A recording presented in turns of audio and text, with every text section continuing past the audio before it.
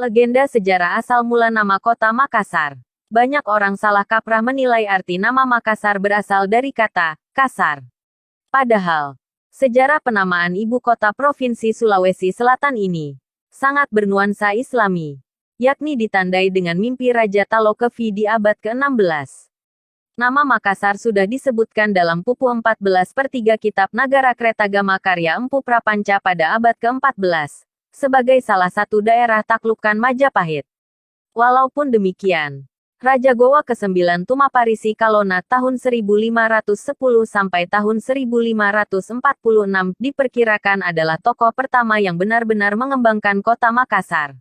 Ia memindahkan pusat kerajaan dari pedalaman ke tepi pantai, mendirikan benteng di muara Sungai Jeneberang, serta mengangkat seorang syah bandar untuk mengatur perdagangan.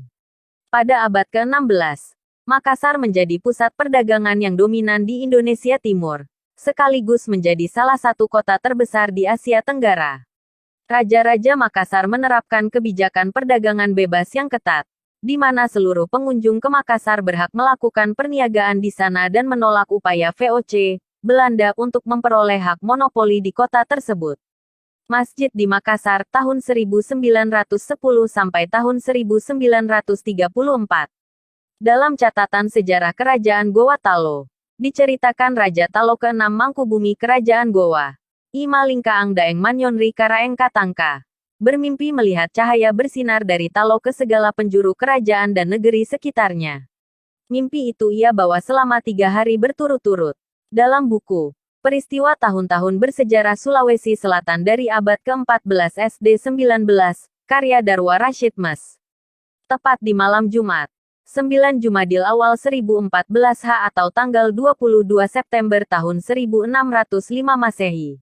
Di malam ketiga mimpi raja, sebuah perahu kecil berlabuh di pantai Talo. Warga keheranan melihat sesosok pria jubah putih di atas perahu tersebut. Pria itu lalu menambatkan perahunya lalu melakukan gerakan-gerakan yang asing dipandang warga. Belakangan raja mengetahui itu merupakan gerakan sholat. Di malam yang gelap gulita, tubuh pria itu memancarkan cahaya menyilau ke segala penjuru arah.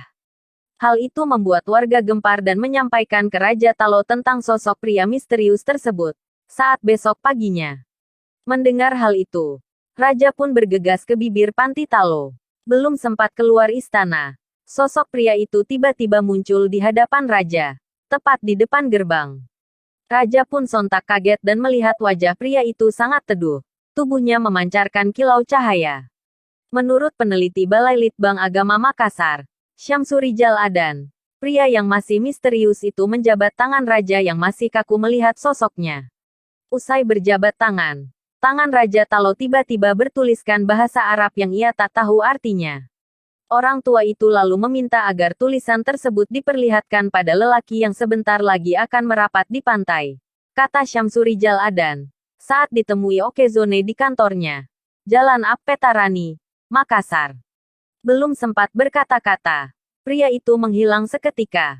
Raja pun bergegas ke pantai Talo, mengikuti arahannya. Dan benar, seorang pria baru saja berlabuh di pantai. Raja pun langsung mendatangi tamu barunya. Pria itu bernama Datuk Ribandang, ulama penyebar Islam asal Koto Tengah, Minangkabau, saat ini berada di Sumatera Barat. Raja Talo lalu memperlihatkan tulisan Arab yang tertulis di telapak tangannya.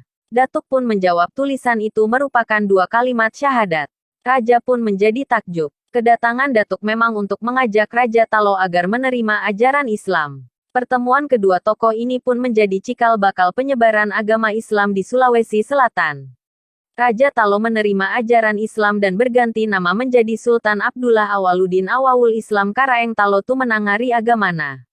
Agama Islam pun menjadi agama resmi di kerajaan. Kisah inilah yang menjadi awal mula nama Makassar. Diambil dari bahasa Makassar, Akasaraki, atau menampakkan diri. Hal itu berdasarkan pengalaman munculnya sosok bercahaya dari pantai.